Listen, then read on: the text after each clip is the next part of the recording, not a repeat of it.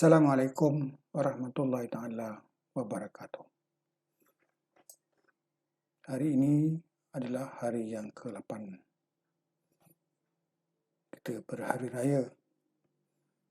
Mereka yang telah selesai ibadat puasa 6 sangatlah beruntung. Mereka yang masih lagi berpuasa, selamat berpuasa. Tuan-tuan dan puan sekalian, hari ini saya ingin berkongsi sesuatu yang saya katakan kita adalah sikap kita. Sikap kita ini adalah minda kita. Maka kita adalah minda kita. Kita adalah cara berfikir kita.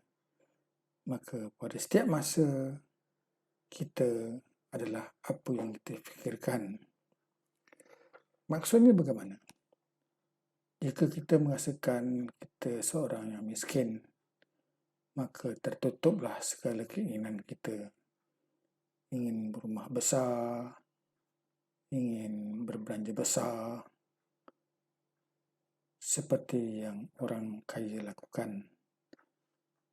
Bila tertutup keinginan, maka tidaklah mahu kita melakukan sesuatu usaha bagaimana untuk menjadi seperti mereka yang berada, mampu berbelanja besar, mampu berumah besar. Kita adalah apa yang kita fikirkan. Kalau kita rasa miskin, mula kita memikirkan kita ni orang yang patut dibantu, disokong oleh keluarga, disokong oleh kerajaan dan agama. Lebih teruk lagi, kita boleh merasakan kita ni wajar dapat bantuan zakat pula. Jadi begitulah kita kesannya cara berfikir dalam menentukan arah tuju kehidupan kita. Sebaliknya, kalau kita rasa kita seperti orang lain, mampu, layak, berupaya melakukan, memiliki rumah besar, maka kita terus membina sikap semikian, terus membina cita-cita bagaimana orang lakukan.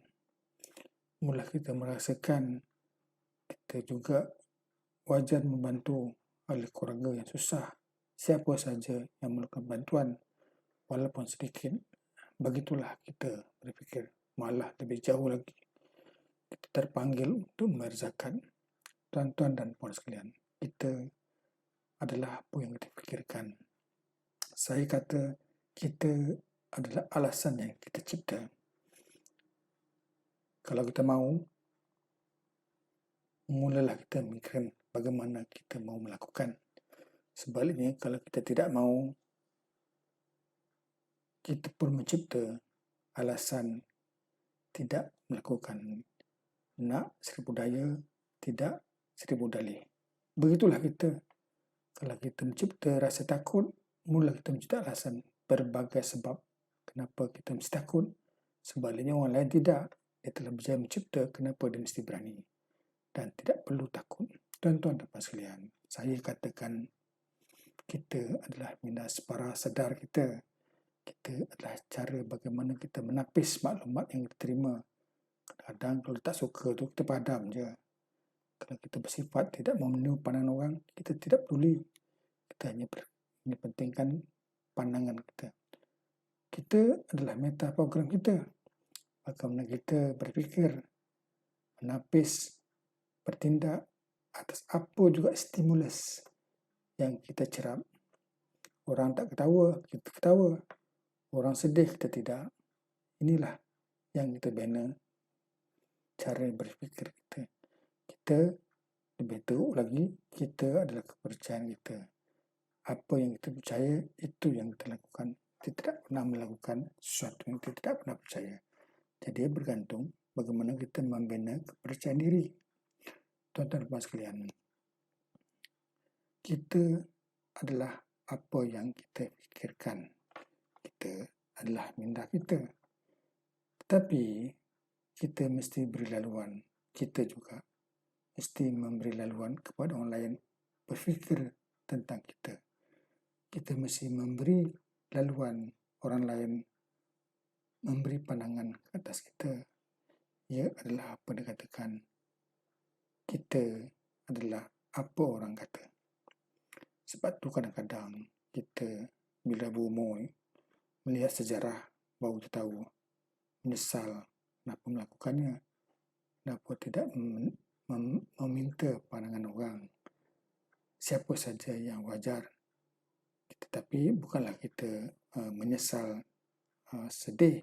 Tapi begitulah kita. Selepas berlaku, kita tidak memberi pandangan kedua, ketiga, kita telah melakukan satu kesilapan dan kita belajar dari kesilapan itu. Misalnya kita tidak pernah istisyarah. Bagaimana kita mendapat pandangan orang yang berilmu, orang yang jangka ikhlas, ulama. Kadang-kadang tak nak tanya mak bapak pun. Kita tahu mak bapak tu mesti ikhlas dengan kita sebab tidak ada lain selain melihat kita berjaya. Kita mesti belajar, latih diri, tanya pandangan orang. Malah kita boleh juga istikharah, tak bantuan, pedoman, petunjuk dari Allah Subhanahu Wa Taala. Bagaimana dia tunjuk? Carilah kaedahnya. Misalnya rasa ketenangan bila kita memutuskan suatu keputusan. Tuan-tuan dan puan sekalian, satu perkara lagi, kita ni adalah apa orang kata. Misalnya coach lebih bijak tahu apa keperluan kita, apa yang kita mampu dan apa potensi kita. Kita tahu Zainal Abidin Hassan bermula dengan defender, tapi Carl Weigand melihat dia berpotensi sebagai striker, maka dia telah meletakkan Zainal dan menunjukkan Zainal Abidin Hassan terkenal sebagai striker pasukan bola sepak Malaysia. Begitu juga kita ni belajarlah menerima coaching daripada orang lain, siapa pun, kawan, saudara mara yang boleh memberi pandangan, membantu kita berfikir, membantu kita merumuskan apa keputusan kita. Jadi saya kata beginilah, kita adalah pemimpin separa sedar, tapi pada masa yang sama kita adalah pemimpin sedar kita. Bagaimana kita mempertikaikan semula, menimbang semula norma cara kita berfikir. Kita rasa terpenting sebagai seorang tua, betul ke? Adakah orang tanya pandangan kita? Selalu kita rasa kita penting, kita rasa kita berpengaruh. Adakah orang tanya pandangan kita? Adakah orang tanya petunjuk kita?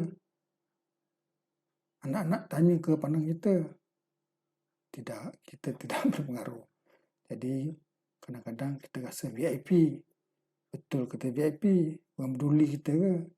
Jadi janganlah anggap kita VIP selalu. Kadang-kadang kita bukan VIP pun.